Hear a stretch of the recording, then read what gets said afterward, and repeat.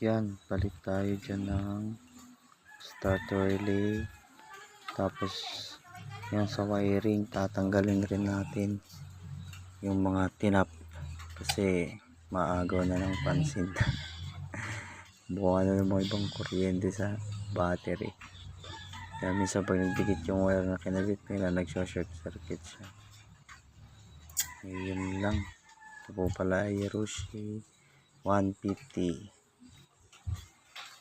Rusi Flash. Tapos palitan rin tayong battery dyan. Yun lang po. Maraming salamat.